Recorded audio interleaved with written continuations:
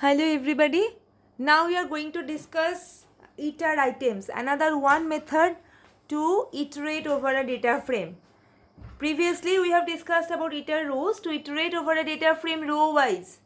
Horizontal subset we have accessed. Now using iter items we are going to access the data frame column wise.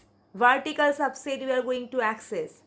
So in this case you are going to access the data frame in the form of column index and the series object.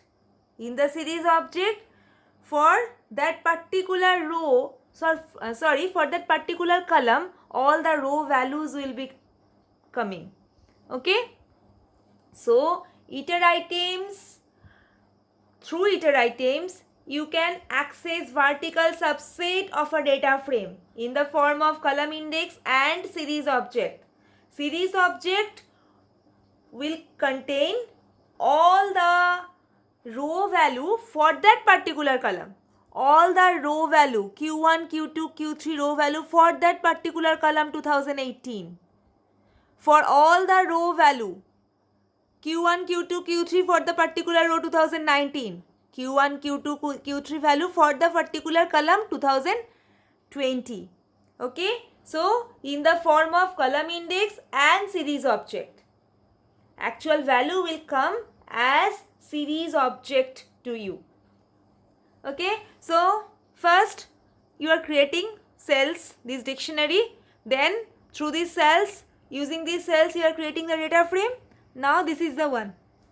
Using for loop you are accessing df1.iter items. So the thing is, you have understood, if you have understood the iter rows method nicely, there is no doubt. If there is no doubt, then it will be very easy for you. So for call series, two variable names I gave. So call will store the column index, call series will store the values of that particular column. Each row value for that particular column. Now printing column index call, then print, only print statement contains print call series, that value for particular column, each row value. See the output, it will be understandable, means you will understand better if you see the output. Column index 2018, column index first column contains for each row, for that particular column, each row value Q1 55,000, Q2 24, Q3 35,000.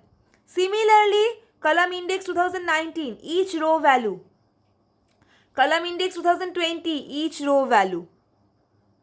So, two methods of iterating over a data frame, iter rows and iter items. I hope you understood. Okay. If you have any doubt, please send me message. Thank you.